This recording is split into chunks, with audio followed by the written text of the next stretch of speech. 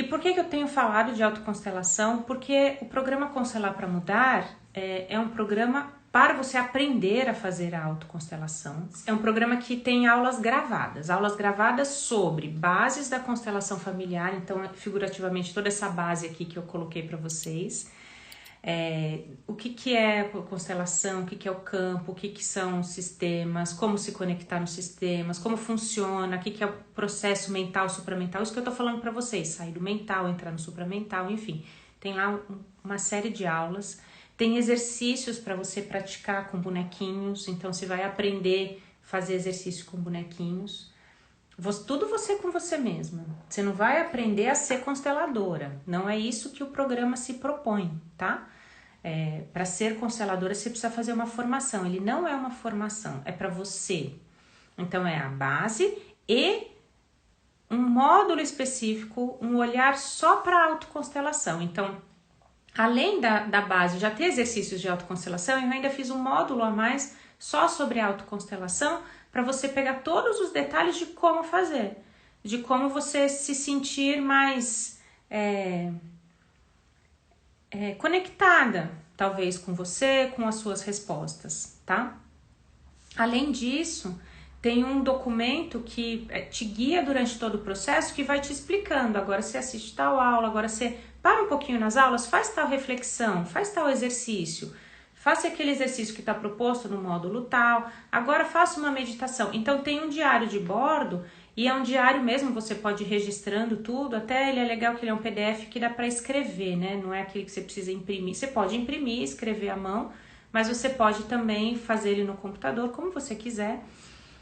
Mas você vai registrando o seu progresso ao longo do tempo, tá? Então, explicando para vocês o que é a autoconstelação, como ela funciona, eu acredito que o Constelar para Mudar é um programa que atende e ajuda vocês a dar esse passo tão importante dentro da constelação, tá? Às vezes a gente tem essa ânsia de querer ver logo uma resposta e a gente não deixa a pergunta fazer efeito em nós. Então, vou voltar no exemplo bobinho de que eu perdi o ônibus porque eu acordei atrasada. Quando eu faço essa pergunta, peraí, por que eu perdi a hora? Se a minha resposta for muito rápida, porque o despertador não tocou, porque eu coloquei o horário errado, me confundi, em vez de colocar AM, coloquei PM lá no despertador. Ou mesmo uma resposta assim, tipo, porque eu tô brava com meu chefe e eu sei que hoje eu teria que enfrentar uma situação e que aí eu não tô afim de enfrentar essa situação.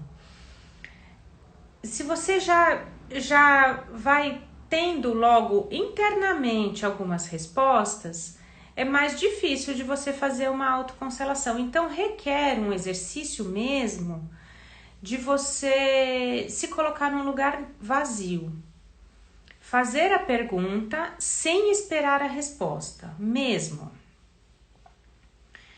E quando eu falo isso, né, às vezes você fala, tá bom, eu tô fazendo isso, mas às vezes não é natural. Quando eu falo isso pra vocês, vocês conseguem perceber? Por exemplo, eu falei do exercício bobinho do ônibus. Um exemplo que não é tão bobinho assim. Por que esse relacionamento não deu certo? Né? Eu tenho um relacionamento, queria que o relacionamento desse certo e por uma razão qualquer, não sei qual, aquele relacionamento acabou. E você tá às vezes num processo de luto, de término, de encerramento. E aí você olha para aquilo e fala, gente, por que não deu certo? Quando você tá muito imersa ainda num processo de luto, de perda, você automaticamente vai procurando uma resposta. Às vezes, se você tem um perfil que se responsabiliza muito pelas coisas, você acha a resposta em você. Porque eu não sou, sei lá, magro o suficiente, gordo o suficiente, bonito o suficiente, ou porque eu não sou inteligente o suficiente, porque ele quer uma pessoa assim e eu sou assado. Você já vai trazendo a culpa, digamos, para você, você vai se responsabilizando. Se você tem um perfil de conseguir achar que o problema está no outro, você vai falar, também porque ele é um mulherengo, porque ele não sei o quê, porque ele não presta, porque parará. Se você acha que o problema é com você, você fala, porque eu tenho o dedo podre.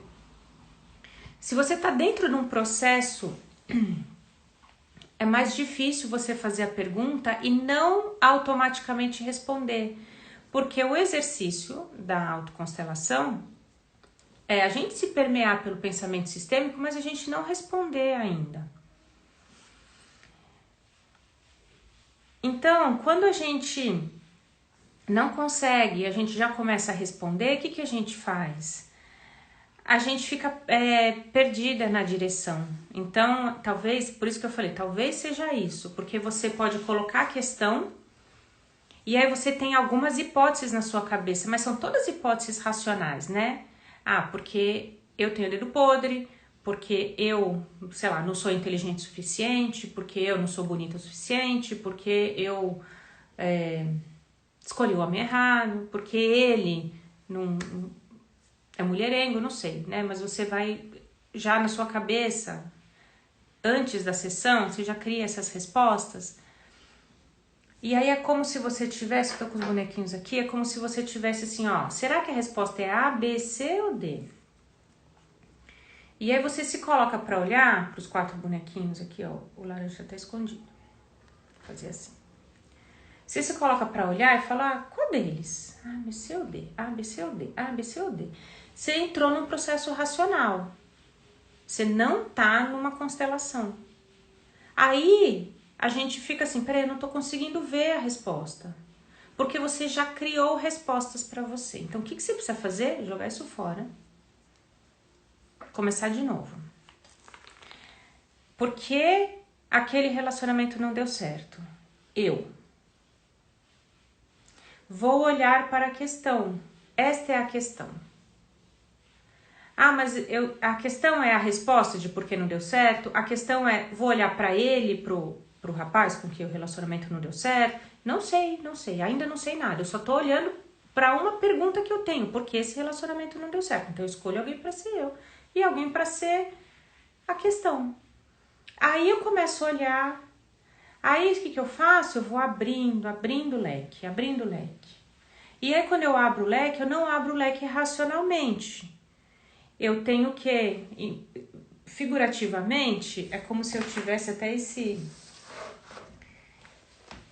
planner que eu tenho aqui, ele é bom para isso, porque ele é grande, ó. Figurativamente, eu tenho isso, ó, vou mostrar para vocês. Eu tenho isso daqui embaixo de mim, que é a base da constelação familiar. Ó, tem bastante conteúdo aí, por isso que eu falei, figurativamente esse planner é bom, porque ele é grande. Eu tenho as bases da constelação e eu tenho um exercício aqui em cima. Então, eu só vou encontrar a resposta se eu tenho aqui embaixo de mim as bases. Eu conheço sobre constelação familiar. Então, se você conhece sobre constelação familiar, quando você se coloca para olhar, e eu fiz um exercício aqui super figurado, né? Que é tipo, ó, eu tenho uma base aqui que vai me ajudar a enxergar a resposta, mas ainda não sei a resposta. Então, eu gosto muito de pensar assim, porque a base é o que traz a neutralidade. Porque senão a gente fica na resposta lá, A, B, C ou D, A, B, C ou D, e aí a gente entra no racional e a gente não chega em nada. Fez sentido?